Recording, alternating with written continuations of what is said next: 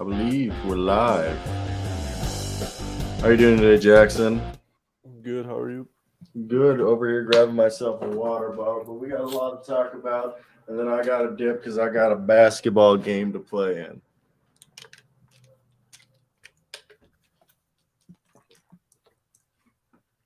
Can you hear me? Yep. Betsky. So let's get right into it, and let's just talk about the Trae Young, Nate McMillan stuff. What's your initial thoughts on that? I don't know. I guess I don't know the whole story, but it seems like I feel like Nate's probably on the hot seat this year, regardless of this situation. So I don't know. So let me fill you in with the details of what's going on with the Nate McMillan stuff. And specifically, it all comes down to the organization and Nate McMillan believing that Trae Young needs to be more vocal within the organization. And let me read you the exact report that has came out. The exact report that came out, shout out Sam Amek and Shams Charania of The Athletic. And they both put out here saying that it stemmed from the boiling point of the situation to why it broke news. And this is a situation that's allegedly been in the air for a few weeks. And today they came out and said it was a miscommunication between, Trae Young and Nate McMillan. Essentially, during a Friday shoot-around, there was an exchange in which led to Trae Young choosing not to attend the team's home win over Denver Nuggets at State Farm Arena. While Trae Young was receiving treatment on his right shoulder, sources say Nate McMillan asked him whether he would participate in a shoot-around, receive treatment during walkthrough, and play in the game against the Nuggets. But Trae Young made it clear that he wanted to focus solely on his treatment while missing shoot-around and deciding later in the day whether he would play. That approach, however, was not Nate McMillan approved. Since the face of the Hawks franchise was deciding not to take part in a shoot-around, McMillan ultimately presented him with two options for that night's game. Sources said, play off the bench or do not show up to the arena. Trae Young responded by saying he would not be playing against the Denver Nuggets, and the team ruled him out with citing right shoulder soreness. However, now it's interesting because this isn't suggesting that Trae Young is the only person responsible for the organization's latest public mess, that there's shared blame for that wherever it's happening. But Friday, with the Hawks point guard refusing to leave treatment for a shoulder injury after Nate McMillan requested he be on the court for a shoot-around or risk not starting, Young didn't even show up. But most people would be like, Young should have sucked it up and walked to the shoot-around and then decided if he was healthy enough later, because Nate McMillan, as we know, is an old school type coach. But ownership has partially responsible for empowering and enabling Trae Young, according to some inside the organization, knowing he's tied to the on and off court success of the team. See Arthur Blank's connection with Michael Vick. The front office certainly could have done a better job acting as a mediator and making sure the lines of the communication between the player and coach were clear. What are your initial thoughts after hearing the full details? Well, yeah, I mean, that's what I heard. I still don't really have an opinion on this. I don't really get what the big deal is. If he wasn't sure if he was going to play, he's not sure if he's going to play. I don't really like Nate's ultimatum here, but yeah, I guess Trae could have gone to shoot around. However, it's his body. I agree. And I think the part that they're pissed about is the fact that Trae Young isn't being more of a leader, like forthcoming, and he's not, how do you put it, like leading the troops by example, fighting through pain, etc. You know, when you think of Jason Tatum or Devin Booker or Damian Lillard, I know he's been injured the last few years, but LeBron James, all these leaders, Giannis Antetokounmpo, they're yelling, hollering. Sometimes it seems like Trae goes quiet. Yeah, not everyone's going to be a vocal leader. Look at Steph Curry. I mean, Steph Curry for his entire career was more of a lead by example type of player. Yeah, now for the last couple of years, but I don't know. He's your best player. I don't get how a coach and a player can miscommunicate. What is this, like an 8th grade relationship? I don't really get it. It's just Nate's an old school coach. But the thing is I don't know if you remember, the reason why he was chosen to be intern head coach was due to his relationship with Trae Young, I thought. Yeah, I don't know if that's what I'm saying. I don't really get what the whole issue is with Nate McMillan. I don't know how they miscommunicate. Like, I don't really. The situation doesn't make too much sense. I get that Trae Young's like the face of your franchise, and you want him to be a little bit more. I think Trae Young is plenty vocal. I think, in fact, if anything, he's a little bit more on the childish side. But I don't really know too much about why Yeah, this no, was a big deal. I agree. And it's just, I thought it was just something that we should touch on, that I think it's being overblown. But I do believe that if the Hawks underperformed Nate McMillan, even though he was given an extension last year or made given a 4-year deal when he was given full-time head coach, I think he could be moved on. A lot of people are saying that Mike D'Antoni might become the new head coach if they were to move on from Nate McMillan. That's interesting. I do think Nate should be on the hot seat. I mean, they were in the Eastern Conference Finals not too long ago, and things looked brighter a couple of weeks ago for Atlanta, but now they're kind of back to how I view them as a mediocre, a little above average team, which sucks. But they don't have too much depth, man. So Bogdanovich is going to be big, but now Collins is out for a little bit. So when you make the Eastern Conference Finals, like whether or not you exceeded expectations or you overperformed or what have you, like that's the new expectation now, man. Eastern Conference Final or bust. So I don't personally think, like, I like the DeJounte move a lot, but I don't think that they're a championship team. I think they're a really good team, and I think they have the pieces to be a championship team. They got the power forward, they got the small forward in John Collins and DeAndre Hunter. They got the two big guys in Onyeka Okongwu and Clint Capella. They got DeJounte Murray and Trae Young. Those are all pieces, I think, of a starting championship core. Then you got yourself AJ Griffin and Bogdanovich. Now, Aaron Holiday and Justin Holiday, they make up a good right there. You got yourself a solid 9-man rotation on this team. I think the whole thing is getting the team to buy in. And at some nights, it looks like Nate McMillan has this team bought in. Other nights, it looks like they're not bought in, and that's the big if with this team. Which team will show up? The team that looked like the team that made it to the Eastern Conference Finals 2 years ago, that was relying on their three-point scoring and their transition offense and defense to beat teams with their athleticism and their size?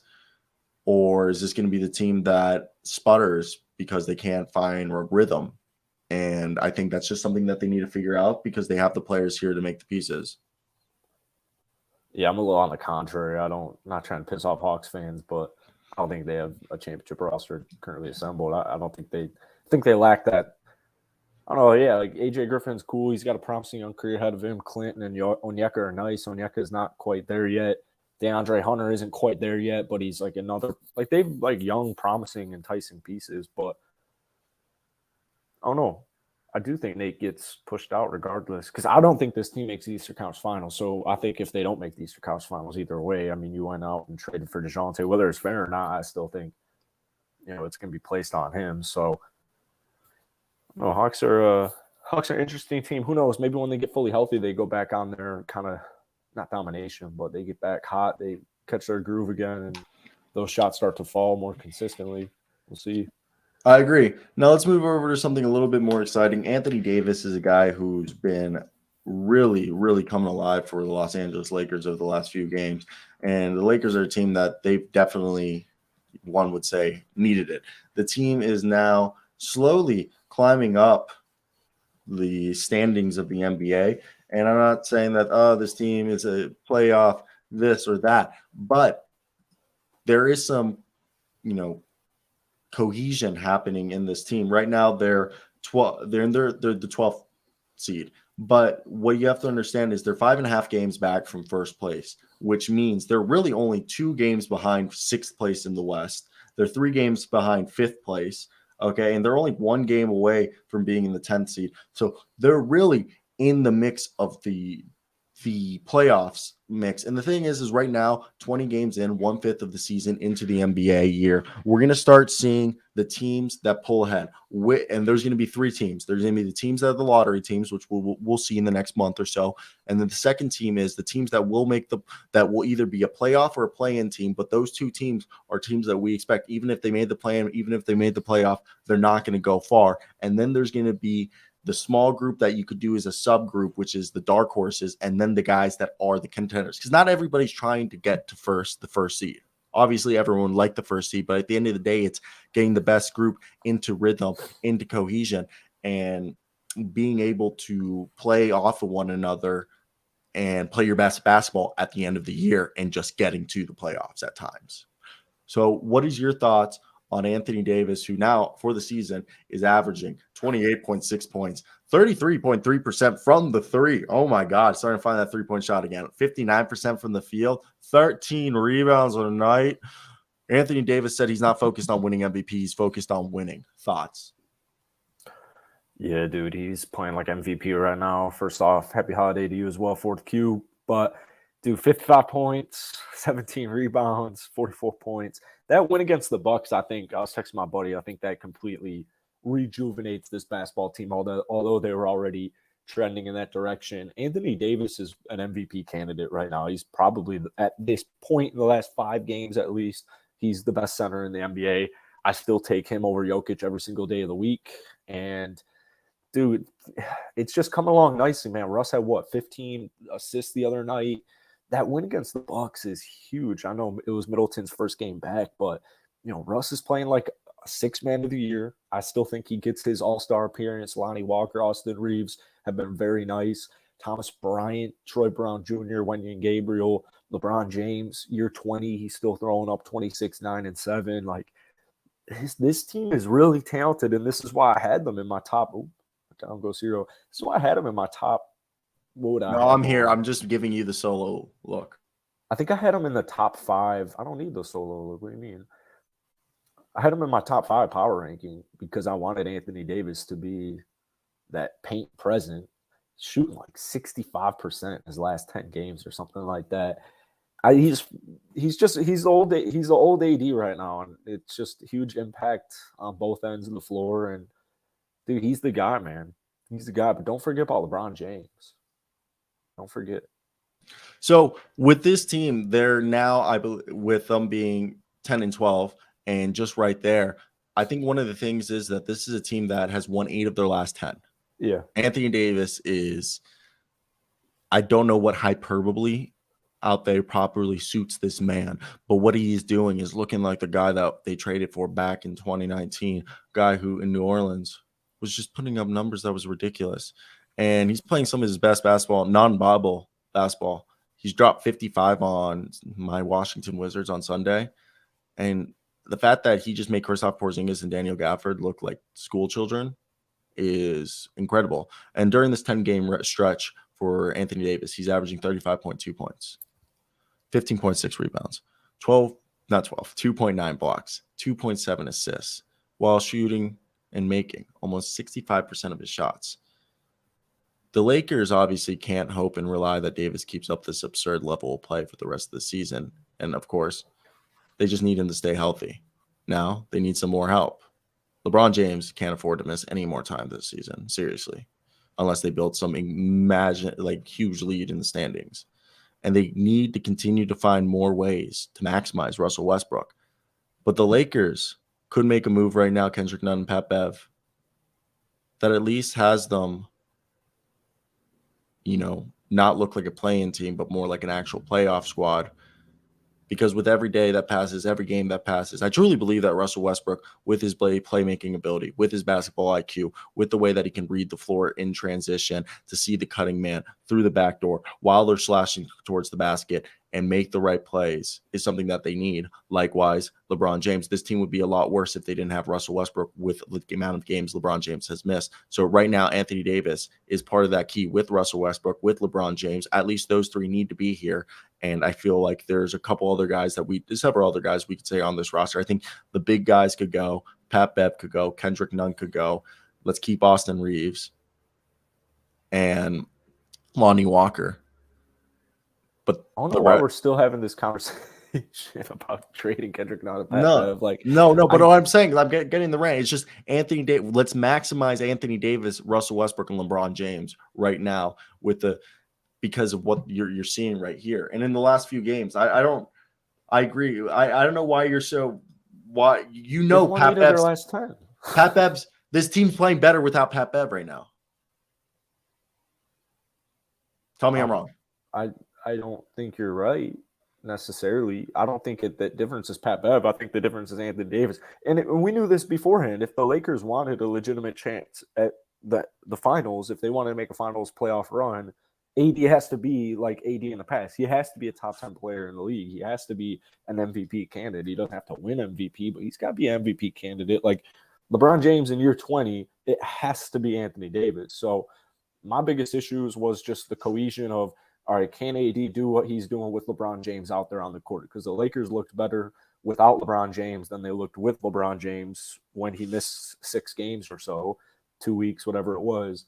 So right now, what I'm looking at is, yeah, Pat Bev's interesting. He's circled on my list, but, you know, they're 2-0 in this road trip. So you got 4 more. If they get out of this road trip 4-2, 5-1, I think they're perfectly fine. Lonnie Walker, Austin Reeves, Russell Westbrook, they've done phenomenal jobs. I think Dennis Schroeder is a huge piece as well.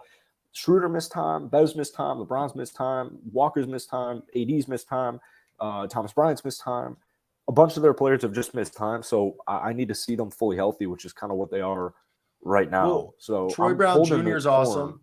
I personally think like they've got good guys in certain positions. Like I think LeBron James, Anthony Davis, like you got to maximize Anthony Davis the way he's playing. And right now, the guys that have been awesome with him on the floor have been, when LeBron's healthy, obviously, but Lonnie Walker, Austin Reeves, Russell Westbrook. Yes, I agree. Schroeder's been a good bump. That's why I think moving Pat Bev and Kendrick Nunn is fine. Kendrick Nunn is not even an argument.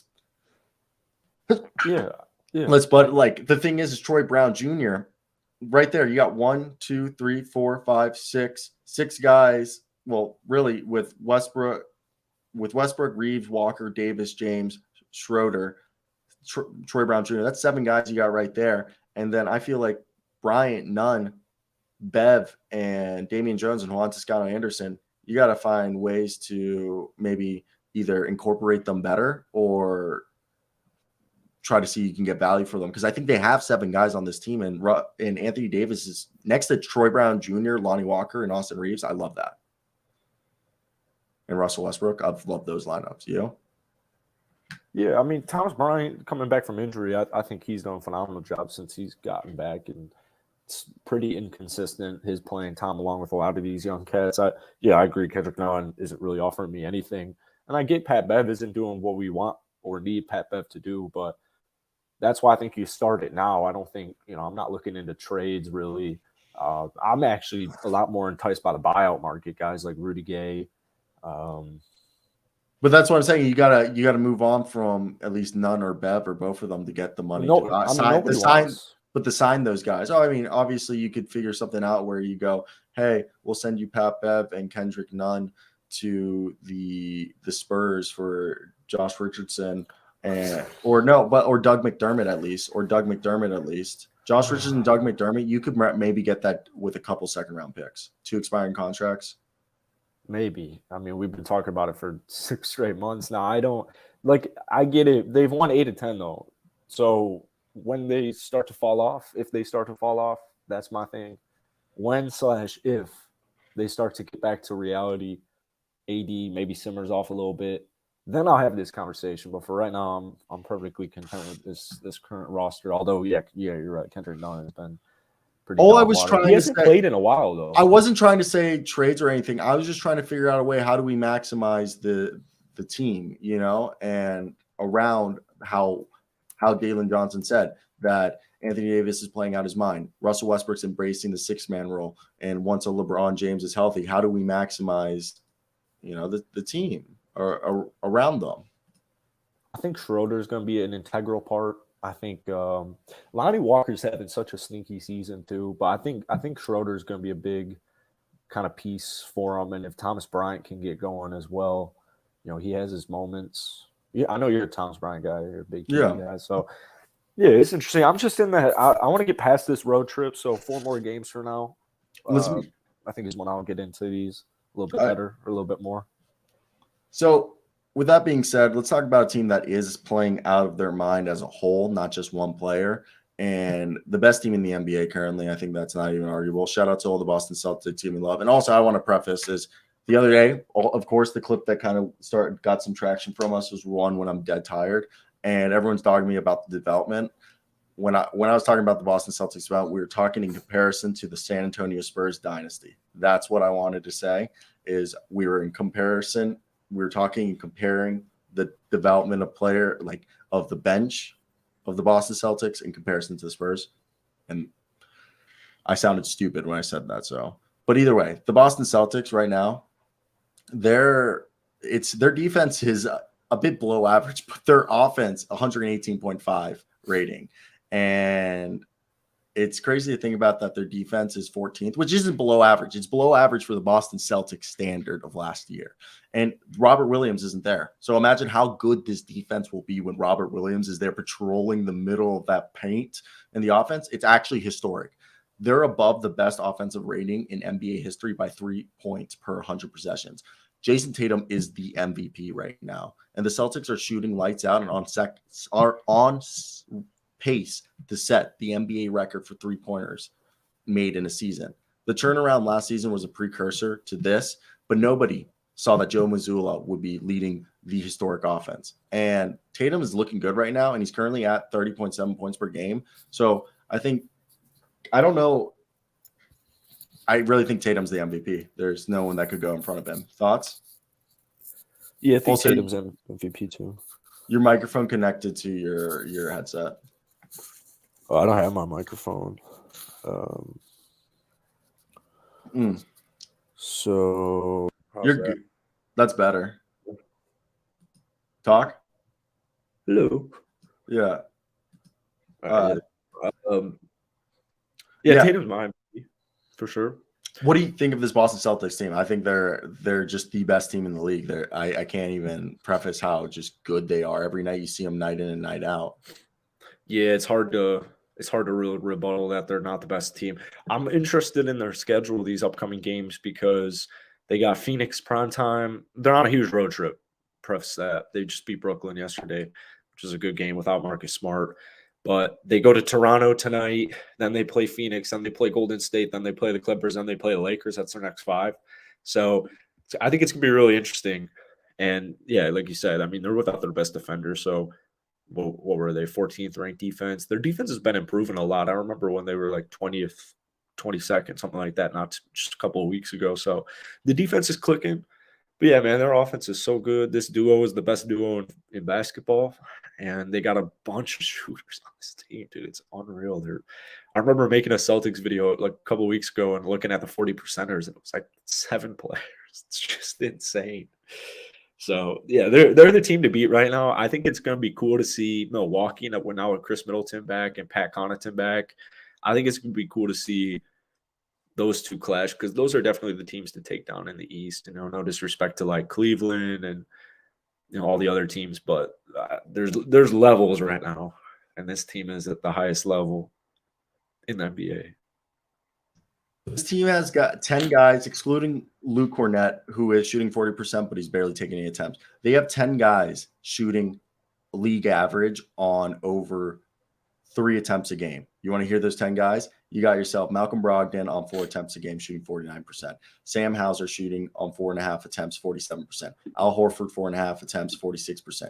Grant Williams, 4 attempts a game, 46%. Derek White, 4.5 attempts at 43.7%. Peyton Pritchard, 3 attempts a game at 36.8%. Jason Tatum, 9.3 attempts at 35.8%. Jaylen Brown at 35%, almost 36% on 7 attempts. And then you got yourself Marcus Smart at 5 attempts a game with 34.6%. And right there, okay, so I lied. 9 guys, not 10. And I just think this is a team that is Jason Tatum is playing like he's arguably the best player in the world for the time being. And their offense is just demolishing opposing teams in the half court. And yeah, their defense lacking the Celtic standard doesn't matter because teams just can't stop them. And you got yourself Al Horford, who's doing a phenomenal job out here with Robert Williams out as he's the perfect safety valve for Tatum and Brown. Because whether it's, him scoring from the 3 or inside, kicking it out to Smart, Tatum, Brown, Hauser, or whoever, it's just they've got so much offensive versatility and just even defensive versatility from Al Horford, even if it doesn't show in the stat sheet. Then you got Brogdon, who's one of the 6 Man of the Year candidates. And it's amazing because they got this guard rotation of Smart, Derek White, Malcolm Brogdon. Then even though they don't have Danilo Gallinari, and maybe he might be able to come during the not regular season, the postseason, but they got themselves Sam Hauser, Grant Williams, and Payne Pritchard, all guys who can also come in and shoot more threes. And I know Blake Griffin's really not playing that much, but Blake Griffin is such a fun guy to see, like, come in and out. Now we got what I think with this team, one of the more exciting parts of the season coming up with their next, I think, part of the season. Let's look. They lost to the Heat, which was tough, but still, it's about to get into the thick of it. I know you left for a little bit. How you doing? What happened? I don't know if you've noticed, every time I'm back home, I lose connection like halfway through these shows. It's like, honestly, it's extremely annoying. I bet. It's very annoying. But I think we did. Did you have anything else you wanted to say about the Boston Celtics? No.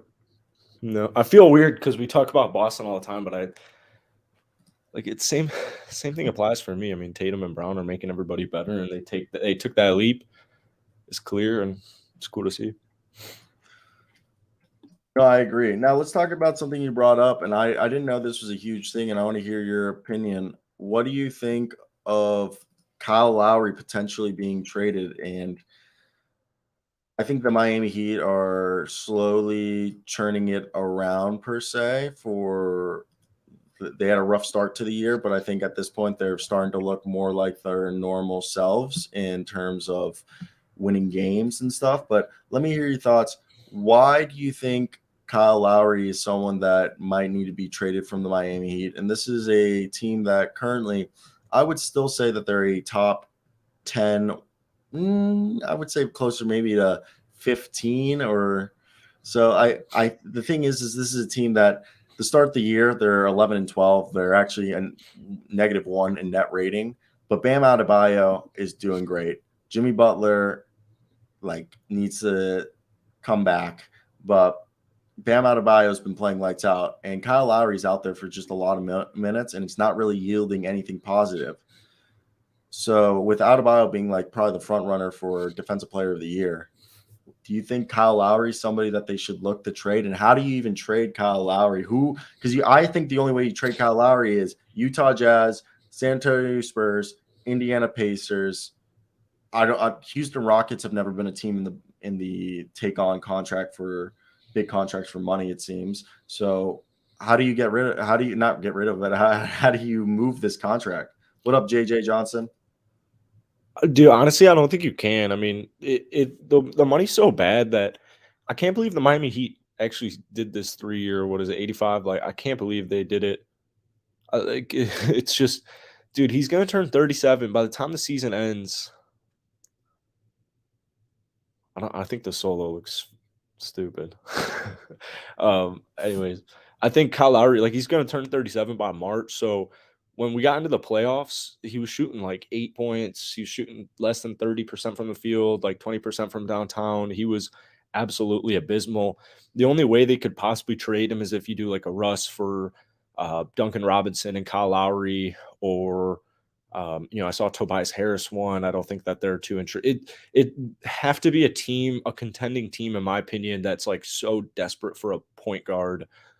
So the Lakers are interesting. I think the Lakers really are one of the only position, one of the only teams. But the way Russ is playing, it seems like that's dwindling. Kyle Lowry's having a good season, or he's doing okay. He's doing better than he did last season statistically too. But yeah, I don't think he's moving that needle for him anymore. I think they kind of just have to take the loss here. And if you're going to trade Lowry, I think it'd have to be next year. And then you could start talking about teams like Houston or, teams, rebuilding teams that would take on the salary for a pick. But with 2 years left on the contract, I think they kind of just have to bite the bullet here. So looking at the Miami Heat right here, you got yourself Kyle Lowry, who, he's making a decent bit of money. It's 28.3. And you look at teams over here, if you package Doug McDermott and Josh Richardson, that would get it done. And then the San Antonio Spurs can do either the Embiid amicity clause, or they could do stretch and waive where they split that $28.3 million over 5 to 10 years and just pay him like $5 million a season. Then you got the Pacers where I don't know if they would want to do this. Maybe they would, but Miles Turner and Buddy Hield would lead to $38 million. And that deal wouldn't work through unless you wanted to put Duncan Robinson in there where they would tell you go F yourself. So I was thinking more of a Miles Turner, TJ McConnell, Miles Turner and TJ McConnell, or you could do Buddy Hield and get yourself, James Johnson. And then the next trade is looking at another rebuilding team is Bojan Bogdanovic is on the market and they want to trade Bojan Bogdanovic. So Bojan Bogdanovic packaged with Corey Joseph could get it done. I believe that's actually a good deal. Kyle Lowry straight up for Corey Joseph and Bojan Bogdanovic, you get some more three-point shooting and you get a really competent point guard. Now, if they wanted to do a different route, it could be Al Burks, Nerlens Noel, and Corey Joseph, and that would also get it done. That way you get another backup center who's better than Dwayne Dedmon. You get a shooter in Al Burks who's been looking good, and you get that back in a point guard who can split it with Tyler Hero, Gabe Vincent, and Corey Joseph that I think is kind of an underrated guy right there. And I think actually the out of all the trades I just proposed to you, that's kind of like the best one is talking with the Detroit Pistons. I don't think the Indiana Pacers have anything really crazy to offer. And the other would be if they really wanted to try D'Angelo Russell, you would have to, I don't even know how that deal would get done, but that would, I think Minnesota would be like, why would we, Minnesota would, at this point would try to get anything to work. I feel like my T-Wolves. I think Minnesota's really the only team out of any of those that would do it. There's no Detroit. They're not. Why would Troy Weaver? Because Troy Weaver's all about flexibility. He doesn't want to pay this 37. Okay, then San Antonio has done it. Then San Antonio, okay, and you could do Josh. What do they get from these trades though? They would Kyle Lowry. They would just move on. Maybe you attach a pick, a couple. You'd have to attach a pick. Why would I want 37-year-old Kyle Lowry making $30 million a year? This way, that way, losing team. They move so like right here, you get to move off of Doug McDermott and get an asset back for Josh Richardson. I just think those are deals that could for Minnesota.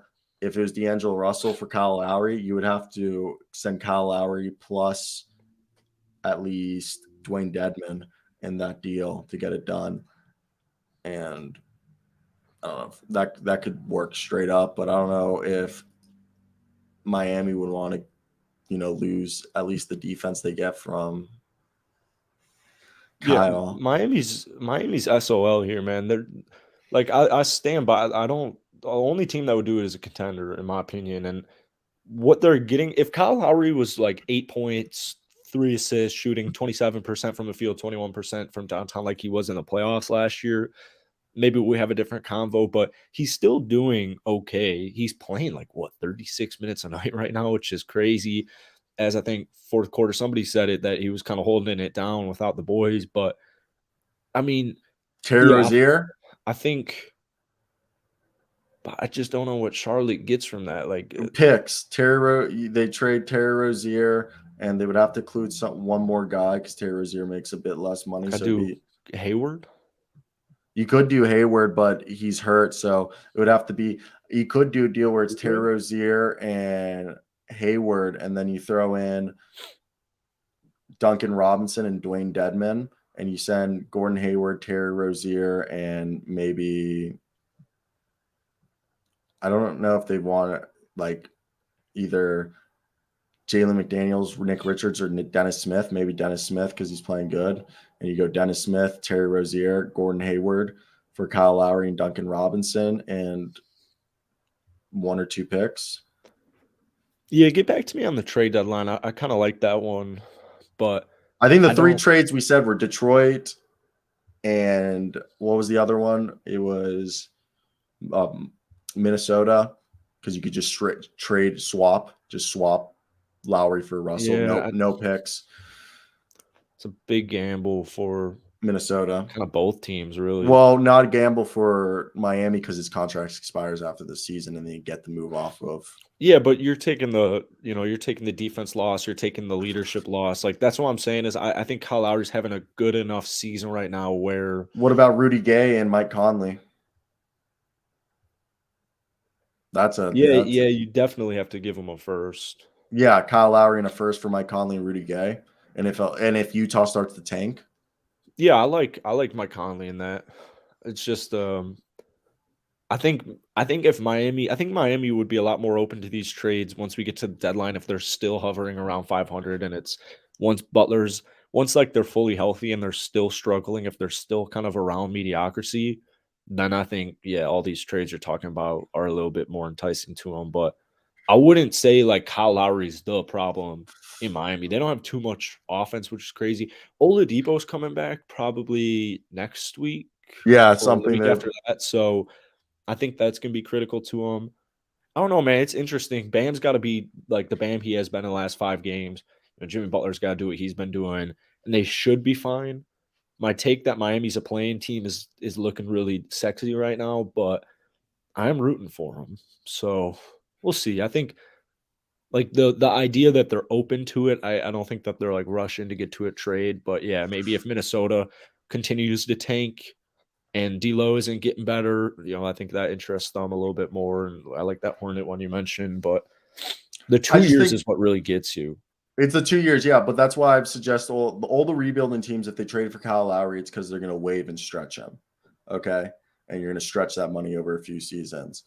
Which is just The only reason shitty because the only reason I see Minnesota trying to do a Kyle Lowry deal is because right now D'Angelo Russell on the season is actually his numbers are actually going back up. It's 43% and 31.9. Like I actually will give it D'Lo over the last 5 games has been on a tear. Like D'Lo, like nobody's talking about it. It's been on like a low key tear for the Timberwolves, but the Timberwolves just have been ass, and we'll get to that in a bit. But Kyle Lowry, he's over here averaging like their stats. It's just like you get D'Lo who's averaging 15, 44, and 31 splits, and then you get 15 points, 40 and 35 from Lowry. Lowry's dishing out 6 assists and a steal. D'Angelo Russell's getting 1.3 steals and 7 assists. So it's like yeah, Miami, Minnesota might be onto something because I don't. you'd Then have there's to also include a pick. OKC. If you're Miami, you would have to include a pick because you're trading a multi-year contract and you're getting an expiring contract back. They're And gonna have to trade a Minnesota, pick regardless, unless it's for like a contract like that's just also desperate like them or like which would be like Lowry. a Gordon Hayward. Yeah, like a Hayward, maybe like a Tobias. I don't know if they're desperate, which is let's Exactly. talk let's talk about the 76ers, which I think is a team that is honestly starting to turn around. The fire Doc chants have quieted, and they're a team that they've got boots in the ground and they're going to work. And I think that's just something that people are overlooking from this team. And I want to hear your thoughts. What do you think of this squad? And are you on still fire Doc, or what is your thoughts? And then I'll give you my opinion right after it. The Philadelphia 76ers. Yeah, I don't know. I don't like when you disappear. Um,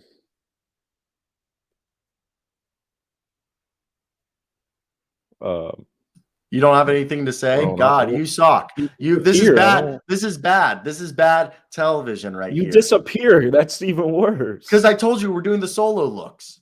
See, Terrible. It's like not a that. Like solo show. it's not a solo show, but it's like I just remove you from the screen, and it gives it a little extra thing. They do it on network television. God damn, I'm just trying to add some class to the show, man. They Now still look, like fire back and forth. I don't. first off, the 76ers, I'm just going to take over here because you fucking suck. The Sixers are 12 and 11 plus 2.2 in net rating. And listen to this. James Harden and Tyrese Maxey have missed a combined 22 games, and the Sixers are above 500 with a positive net rating. And obviously, Joel Embiid is a superhero. He's putting up 34.2 points, 9.9 rebounds, 6.2 assists during this stretch. Obviously, he needs his two star guards back as the team approaches contention. But obviously, Joel Embiid lifts a team's ceiling or floor. But hey, I want to hear your thoughts. What is your thoughts on this team? Well, without Tyrese and James Harden, it's kind of hard for me to get a good grasp on them. And then Joel was dealing with some injuries to start the season, so they're not great on offense. Their defense has been phenomenal. I think they're going to get back on track here. Harden comes back tonight against Houston. I think they're about to get back on track. I really like a lot of their younger guys like D'Anthony Melton, Shake Milton. I think those are two really nice players. I wouldn't be surprised if they look to trade Matisse and you pair him with like Niang and let me see if I can get anybody off the top of my head. Like I don't like Paul Reed, but I don't know, man. Harden's only played 9 games. So is Harden gonna make him better or is he I gonna make think him that's why it's worse? so impressive is that like this team with all their injuries, okay, like Well, James Harden and Tyrese Maxey missing time in the past week, they went from 11-9 to 12-11. Yes, they lost 2 games and won one, but this is a team that they need players in the backcourt, and D'Anthony Melton has been a huge upgrade. He looks like a prime Avery Bradley out there, being able to score just enough, be able to create just enough with his passing, being able to shoot just enough. And defensively, he's a menace. And you have Joel Embiid carrying here. You got guys like Milton, and you're right. They need to find moves. I think Niang's someone that's helpful. They need that 3-point shooting, but maybe, Furkan Korkmaz and Thibault, if they're not going to use him. I think this is a team that they're relying on Joel Embiid, and they need everyone to be there, not just Joel Embiid, to continue to have the success that they're having. And for this team to approach contention, PJ Tucker's a guy that I think his shot needs to fall a bit more. He's making an impact defensively, but at the same time, I think you look at this team, if you just look at the shooting wise, you got yourself Tobias averaging 16, which I think is quiet. Shake's awesome. The two Milton bros, Milton and Milton, I think have been quietly good. And with, Joel's 3-point shot not falling, Georges Niang's your best 3-point shooter. Then it's Tyrese. PJ Tucker, he's hitting 40%, but he's only taking 1.6 attempts from 3 a night. I need him to get up to 3 attempts a night. And yeah, and I'm not saying like he needs to be bombarding, but like he only takes 3 shots a game. Like take 5. Okay. He's taken 3 threes last year at Miami. I think, he's interesting. He's been gun shy. Yeah, I mean, it's hard when you're playing with Joel Embiid in general. Joel Embiid isn't Bam Adebayo. And then once Harden gets in the loop, I think PJ is going to have even less look. So, I don't know. That's interesting. I just think that the same time, maybe I'm sorry. Like I know Montrezl Harrell hasn't gotten a run, but this team doesn't have like off the bench. Okay. When you look at this team scoring wise, this team, it's very top heavy between Harden, Harris, Maxey, and Embiid. And then Milton, he's been in and out of the starting lineup, but he's been one of your better scorings. Same thing with Milton. He's been in and out of the starting lineup due to injuries, but he's one of your better scorers. But those two guys aren't guys who are like 6-man scorers. Georges Niang, Milton, and the Milton bros, those 3 guys are going to be guys who score between 9 to 12 points a night, and that's cool. But I think they have a legit guy in Montrezl Harrell who can come off the bench and give them 15 points a night, and they're only giving him 12 minutes a night. If they were literally giving him 24 minutes a night, he's out there already giving them 10.5 points and like 6 rebounds. So I think that's just something that could help them because they're giving all these minutes to Korkmaz and Daniel House. And give Paul Reed more minutes because Paul Reed's been fantastic or anything, but Korkmaz and House hasn't been playing defense as much, but I like this team and they're doing really well for the injuries. I just think there's another few things that need to help them finish the season off strong. Yeah, that Trez, 4 of his last 5 games, he played over 16, so that's a good sign. 14 points, 16 points, over 7 rebounds in all of them but one where he only played 8 minutes. That's why I still think Eric Gordon will eventually be a Sixer. If they like ISO ball so much, if they don't want to push the pace, Eric Gordon will fit him just perfectly. And it makes too much sense. And you know what? I'll take Matisse Thybulle. I'll take a risk on him. As bad as he is offensively for Houston. You know what? I want to see Matisse on the San Antonio Spurs. What if, that'd be cool. What if I gave him Jae'Sean Tate and Eric Gordon? I wonder what I could get back for. Probably nothing great. So we'll see. Great. I think Eric Gordon, though, is perfect for this team, for that bench. Oh, yeah. No, I agree. But let's move on to another thing, just because I do have my basketball game I got to go participate in at 5 o'clock. It's at 5:30, but it's But let's talk about Rudy Gobert. Did you see him do the sweep the leg? Oh, the whole on the floor crap. Yeah. Yeah, he's a So pain in I the heard. ass. I don't know if you listened to the latest episode of the Athletic podcast. Fuck no. So what I thought was interesting from this whole thing was that they basically Rudy Gobert seems to not be a very liked person in the NBA. And it's supposedly very hard to be not liked amongst other NBA players. And Rudy Gobert is just not a liked guy. And he's Rudy Gobert. It's like everything Rudy Gobert has done this season hasn't been as good as he used to be. And for me, the Timberwolves, there was a joke going around I saw by The Ringer insinuating, what if Tim Conley did this whole huge Rudy Gobert trade to hopefully for the team to play better without Karl-Anthony Towns so they can trade Karl-Anthony Towns to recover all those assets. And then that way they could have, with now Towns getting hurt and Towns having played terrible next to Gobert, everyone's thinking about, oh, maybe we should trade Towns. And what if this was brand new general manager Tim Conley's thought the whole time? We're going to make them look terrible together. Then if Towns gets hurt and they play good, we can trade on for Towns, recover all the assets we gave up, and at least draft wise. And so and because like the thing is it hasn't been an outright disaster for the Timberwolves, and they're 11-12, and the team's been mediocre so far. Karl-Anthony Towns is missing a month plus, but D'Angelo Russell, as we talked earlier, is rebounding. And Anthony Edwards is the guy who's going to carry this team to hope. They're currently 15th in defensive rating, but it's actually been excellent when Gobert's on the floor. It's actually the defense is terrible when Gobert's off the floor. So for them to climb to a top 10 defensive rating is actually doable and could happen with Karl-Anthony Towns off the floor. So what is your thoughts on the Minnesota Timberwolves and this team? They lost to the Wizards, beat the Grizzlies, and lost to the Thunder over the last 3 games. Yeah.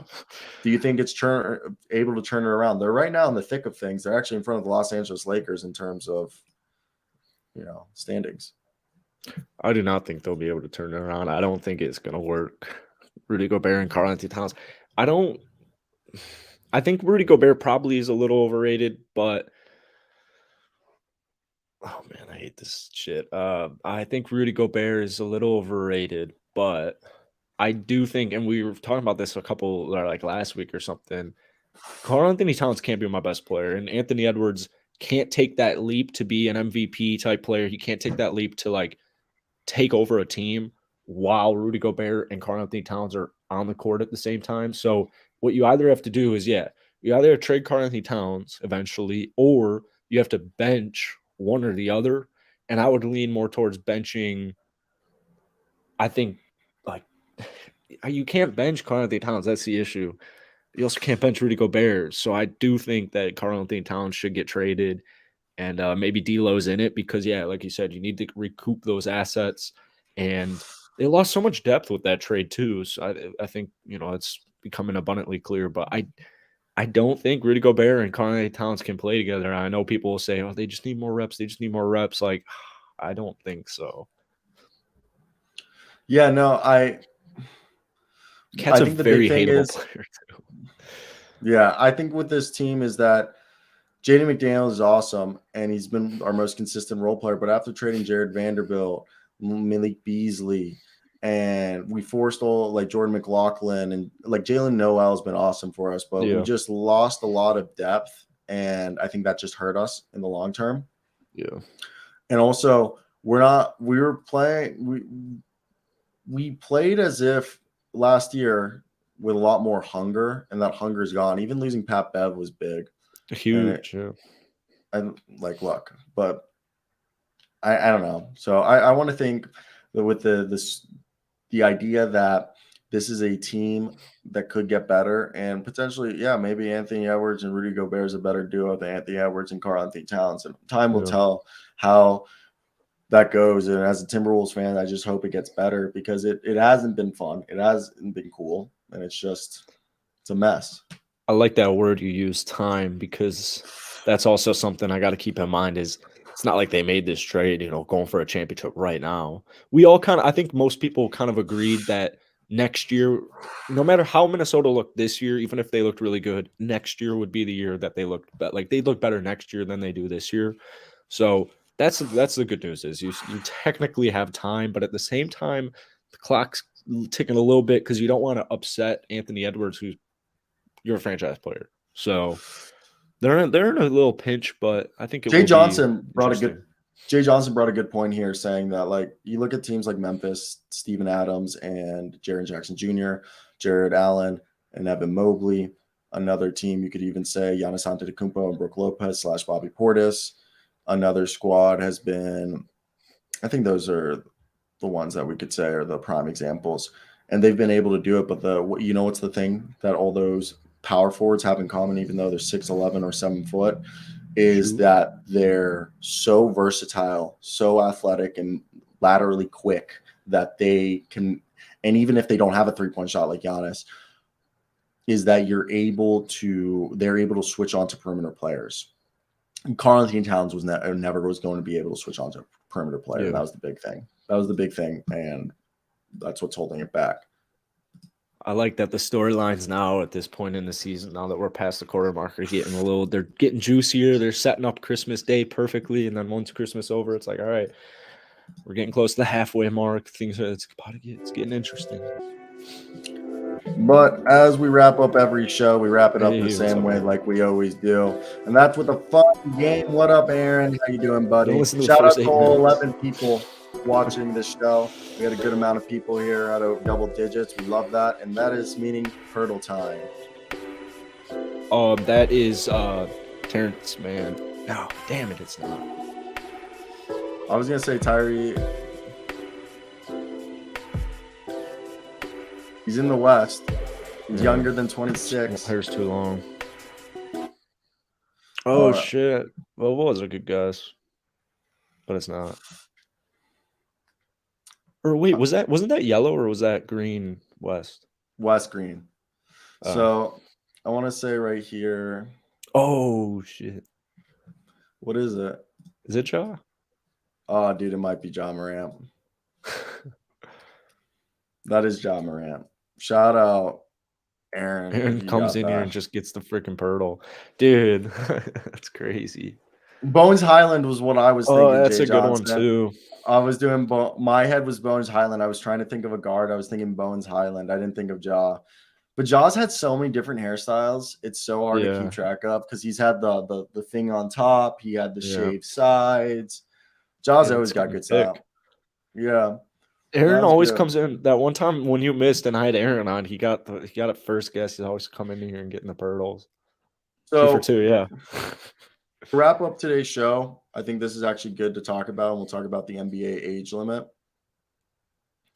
which I thought would be a little good topic to talk about. And so there's a few things going on in the NBA right now that they're slowly approaching. I believe the reason why they're doing this is they're seeing the overtime elite being able to monetize high school basketball, and the NBA wants to either turn the NBA G League Ignite into multiple teams or into its own league where they either play against other high schoolers or have multiple G League teams where one's a college age team and one's a high school team. And then they offer an academy style education for the high schoolers. And then they offer, like how they currently are, free Arizona State scholarships to online school to ASU. And what they are talking about right now is the NBA and the NBA Player Association has yet to make progress on eliminating the age limit rule as part of its next collective bargaining agreement. The current rule states that players must be 1 year removed from high school graduation and turning 19 in the calendar year of the draft. The significant hurdles that would need to be resolved in order to change the rule.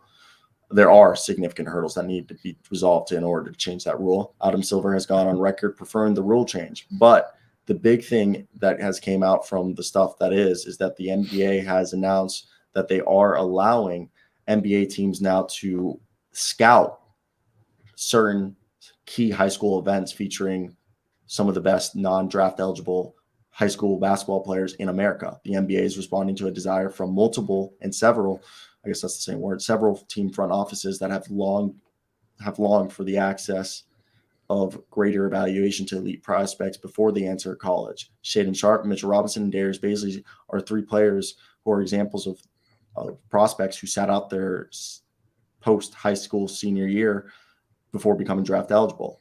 Scouts want to evaluate these types of players earlier in their careers. The three events that now have been certified for scouts to attend are the Tarkananian Classic in Las Vegas, which happens mid-December, the Spalding Hoop Hall Classic in Springfield, Massachusetts, which occurs in mid-January, and the Geico Nationals in Fort Myers, Florida in late March.